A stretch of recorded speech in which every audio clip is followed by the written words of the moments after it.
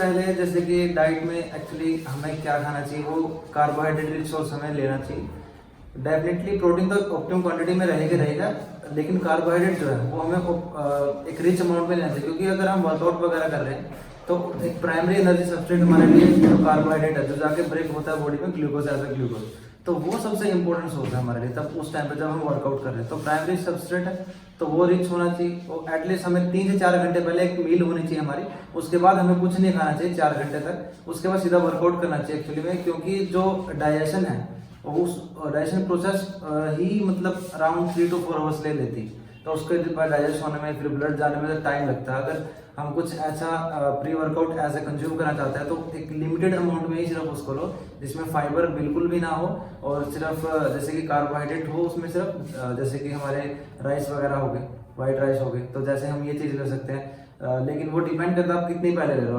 अगर आप 1 घंटा पहले, आप 1 घंटा बाद अगर आपका वर्कआउट है तो आप 1 ग्राम पर केजी बॉडी वेट के हिसाब से, 2 घंटे पहले तो 2 ग्राम पर केजी बॉडी वेट के हिसाब से ले सकते हो। लेकिन हमें कोशिश करनी है कि हम उससे पहले ही खा लें, ताकि वो हमारे पेट में ना रहे, वो डायरेक्टली डाइजेस्ट होकर इंटेस्टाइन से अब्जॉर्ब होकर ब्लड में चला जाए, क्योंकि बाद में कोई गैस या ब्लोटिंग वगैरह कोई इशू फेस ना करना पड़े। तो यही हमारा एडवाइस है पीओपी कोचेस की तरफ से। 2 types of carbs and protein हमें नहीं लेना चाहिए एथलीट को, तो कभी भी नहीं ले जाना। एक्चुअली होता है कि हमारा जो कंपाउंड जो केमिकल स्ट्रक्चर वगैरह होता है तो वो हर किसी चीज़ का फूड का डिफरेंट होता है। तो अगर हम 2 different carb source of food अगर हम खाएंगे तो उसको बॉडी को डाइजेस्ट करने में एक्चुअली में बहुत ज़्यादा मेहनत करनी पड़ती है, और ऐसा एक्चुअली में होना नहीं चाहिए। बॉडी को ऐसा फूड हमें प्रोवाइड करना चाहिए एथलीट को कि तो इजीली डाइजेस्टेबल हो, गैस ब्लोटिंग वगैरह कुछ ना करे, क्योंकि स्टमक अगर डाइजेशन हमारा अच्छा होगा तभी हम अच्छे से परफॉर्म कर पाएंगे। उसके बिना एक प्रकार से एथलीट का सबसे स्ट्रॉन्ग पॉइंट होता है कि उसका डाइजेशन कैसा है ना। तो ये हमारा जो है सबसे स्ट्रॉन्ग होना चाहिए डाइजेशन। तो हमें 2 फूड, जैसे कि अगर हम रोटी और राइस की बात करें तो हमें कभी साथ में नहीं कंज्यूम करना चाहिए, या तो आप राइस ही खाएं या फिर आप रोटी ही खाएं, अपने हंगर के हिसाब से उसको लें। तो डेफिनेटली मिक्स तो कभी नहीं करना चाहिए। सो लाइक आप एडवाइस यही दे रहे हैं कि जितना सिंपल हम फूड कंज्यूम कर सके उतना करें। Yes, okay, perfect. अगर हम कॉमन जिम डाइट की बात करें आजकल, तो वो भी वर्कआउट वगैरह सही नहीं करते, उनको पता ही नहीं होता एक्चुअली में क्या वो कर रहे हैं, कि क्या वो कभी चेस्ट कभी कुछ मतलब ऐसी स्प्लिट वगैरह चला के रखता है, क्या वो उनका वर्कआउट डिजाइन में कोई प्रोग्रेसिव ओवरलोड नहीं, कोई स्पेसिफिक डाइट साइड प्रिंसिपल नहीं, कोई मतलब साइंटिफिक तरीके से वर्कआउट नहीं करते वो भी। अगर मैं एथलीट्स की अगर मैं बात करूं तो एथलीट के एरिया में अगर देखा जाए तो एक्चुअली में उनका वर्कआउट जो है काफ़ी डिफरेंट होता है। एक्चुअली बेसिक तो ऐड होते ही है, जैसे कुछ पावर मूवमेंट्स वगैरह वो तो ऐड होंगे, लेकिन उसके स्पोर्ट्स के हिसाब से उनके जो स्पोर्ट्स हैं, फुटबॉलर्स के लिए अलग मूवमेंट वगैरह होती हैं, हॉकी प्लेयर के लिए होती हैं, बैडमिंटन के लिए अलग होती है। तो उनके जो मसल उनकी सबसे ज़्यादा जो यूज़ होती हैं या फिर कोई स्पेसिफिक मूवमेंट वो हम उसमें डालते हैं, जो जनरल भी हम उसमें प्रोवाइड करते हैं और स्पेसिफिक भी होता है, तो दोनों होती हैं उसमें। Okay, so like perfect.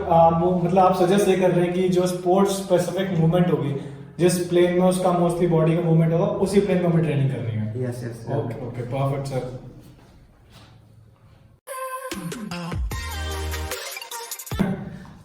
That's interesting question है। सभी आजकल तो लगता है सभी कुछ पूछना चाहते हैं। डेफिनेटली इफेक्ट तो करेगी, अगर आप किसी लिमिटेड फ्रीक्वेंसी से अगर उसको चीज़ को अगर करोगे, किसी चीज़ को अब्यूज़ करोगे, तो डेफिनेटली वो इफेक्ट तो करेगी हर किसी चीज़ में, हेल्थ केस उसमें केस में भी और आपकी परफॉर्मेंस के केस में भी डेफिनेटली इफेक्ट करेगी। अति हर चीज़ की बुरी होती है, कोई भी लिमिटेशन से अगर ऊपर चीज़ आएगी तो डेफिनेटली इफेक्ट करेगी। अगर आप पानी भी अगर ज़्यादा पी रहे हैं तो ओवर हाइड्रेशन के साइड इफेक्ट्स बहुत होते हैं, ठीक है, जैसे ब्रेन वगैरह में लीकेज हो जाता है पानी। तो मतलब किसी भी चीज़ को अगर ओवर करोगे तो डेफिनेटली उसके साइड इफेक्ट्स हैं, और मास्टरबेशन के भी साइड इफेक्ट्स हैं अगर आप उसको ओवर करते हो तो। अच्छा, तो लाइक आप कैसे सजेस्ट करेंगे, मतलब हाउ फ्रीक्वेंटली एक हेल्दी मास्टरबेशन हो सकता है? लाइक मैं अपने लिए भी पूछ रहा हूँ, काफी लोगों के क्वेश्चन होते हैं। Healthy masturbation once or twice in a week is a good frequency. अच्छा, ओके।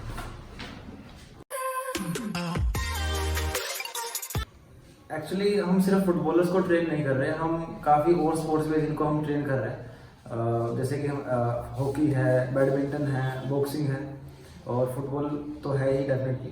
तो अभी हम 5-6 स्पोर्ट्स में हैं और धीरे धीरे हम पूरे मतलब हर स्पोर्ट्स को कवर कर रहे हैं। तो ऐसा भी हम चाहते हैं कि ऐसा कोई स्पोर्ट्स न छूटे जिसमें हम ना हो, तो ताकि एथलीट की हेल्प हो सके अच्छे से, उनको एक अच्छी प्लेटफॉर्म पे उसको मतलब परफॉर्म कर सके, एक अपनी परफॉर्मेंस को पीक दे सके। तो हम चाहते हैं कि सभी स्पोर्ट्स में हैं, अभी डेफिनेटली 6-7 स्पोर्ट्स में तो हैं ही।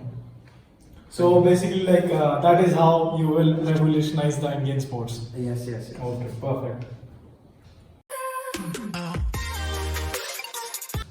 एक्चुअली शोर मसल को अगर हम रिकवर करना चाहते हैं तो सबसे पहले तो काफ़ी फैक्टर्स हैं इसमें। तो सबसे पहला फैक्टर ये है कि आप कूल डाउन जरूर करें।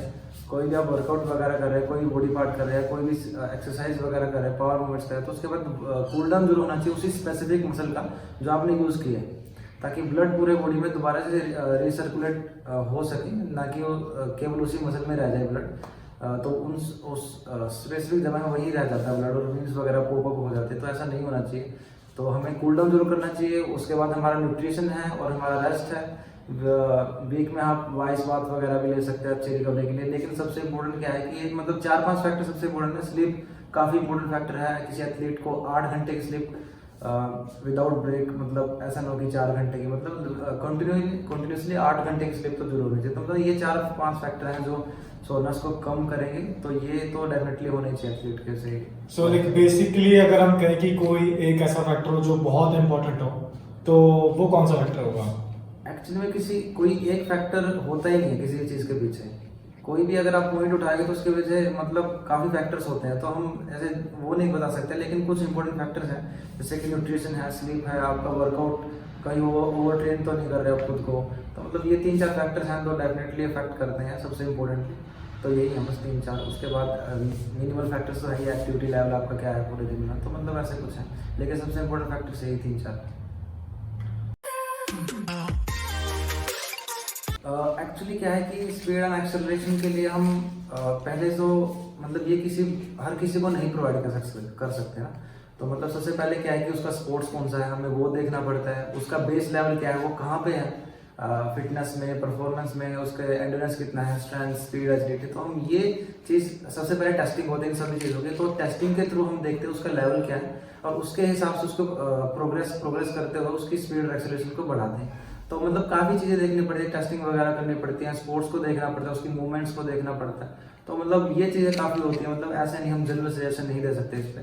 तो ये सी मतलब उसको देख के बता सकते हैं ऐसे तो स्पीड एंड एक्सेलरेशन।